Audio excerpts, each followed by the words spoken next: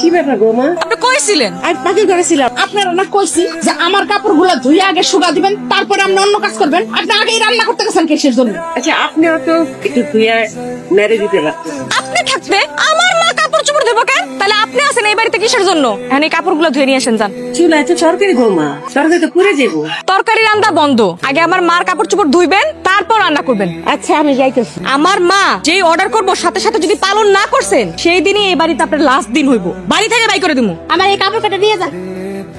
তাড়াতাড়ি ধুয়ে আনেন, দেরি হয় না যাতে। তোমরা সবাই দাদির কষ্ট দাও, আর নানি তুমিও দাদিরে বকো। তোমরা সবাই পচা। তোর মাইয়ার সাহস দেখছস? হ্যাঁ, আমারে কই পসা। বেশি পাকনা হয়ে গেছিস তুই।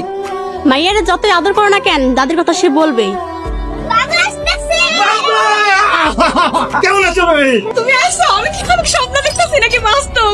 বাস্তবে দেখছো, ছুটি পাইলাম তাই চলে আসলাম। এটা কোনো কাজ করছো তুমি? আমাদের বলবা না, আমরা সবাই মিলে তোমার আনতে চাইতাম। আনতে গেলে তো আর সারপ্রাইজ হতো না, সারপ্রাইজ দেওয়ার জন্যই তো না বলে চলে আসছি। মা কই? মাকে ডাকো। ও আচ্ছা আচ্ছা, ডাক। মা মা, আরে জামাই বাবা তুমি কখন আসলা? আপনারা এই বাড়িতে? কেন দুলা ভাই, আমরা এই বাড়িতে থাকলে কি সমস্যা? তোমারে তো বলাই হয় নাই, মার পলিনা আমাদের সাথে আমাদের বাসায় থাকে। জামাই, তুমি এরকম হুট করে না বললা চলে আসলা।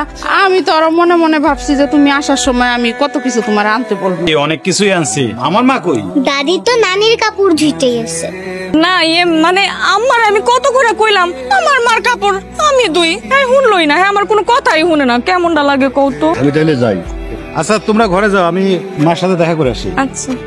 মা, ও বাবু তুই, আরে তোর কি যে হয়েছে না, আমার ছেলে বিদেশে থাকে, সারাদিন ছেলের কথা চিন্তা করতে করতে এখনকার চোখের সামনে ছেলে দিয়ে দেখি। মা সত্যি সত্যি আমি আসছি। কি সত্যি সত্যি আইসো বাজান? ও মা তুই সত্যি সত্যি বাড়িতে আইসস? ই আল্লাহ, আমি কি দেখতেছি, আমার পোলা বাড়িতে আইছে।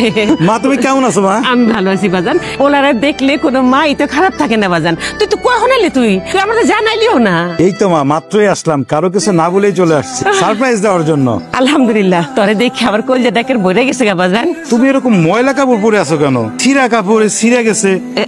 তোমার জন্য যে প্রতি মাসে আমি শাড়ি কেনার জন্য টাকা পাঠাই বিদেশ থেকে, লাখ লাখ টাকা পাঠাই, তোমার বৌমা তোমার শাড়ি কিনে দেয় না? হ্যাঁ দেয় তো বাজান, দেয়। আমারে আমি কত কই চাঁদনের পোলা লাখ লাখ টাকা পাঠায় বিদেশ থেকে, ভালো জামা কাপড় পরবেন। হ্যাঁ তো পড়তে স্যার, হ্যাঁ ভালো কাপড় গুলা যেগুলো কিনে দিছি সব উঠায় রাখছি, আর এই পুরান কাপড় চোপড় পরে কয় আমি কাম করব নষ্ট হয়ে দেবো। তাই না মা? কেন এমন করো? কার জন্য টাকা ইনকাম করি, এত কষ্ট করি, প্রতিদিন নতুন নতুন শাড়ি পরবা। মা তুমি যদি ভালো কাপড় না পরো, ভালো মন্দ না খাও, ভালো না থাকো, তাহলে আমার এত ইনকাম করে লাভ কি? তুমি ভালো থাকলেই আমি ভালো থাকি বাজান। ওগো তুমি একটু ঘরে যাও না, আসছো পর থেকে রেস্টও করো নাই।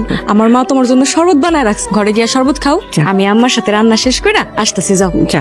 অনেকদিন বাড়ির খাবার খাই না, অনেক ক্ষুধা লাগছে, তাড়াতাড়ি রান্না করো, আজকে পেট ভরে খাবো। ঠিক আছে, রান্না শেষ করো তাড়াতাড়ি।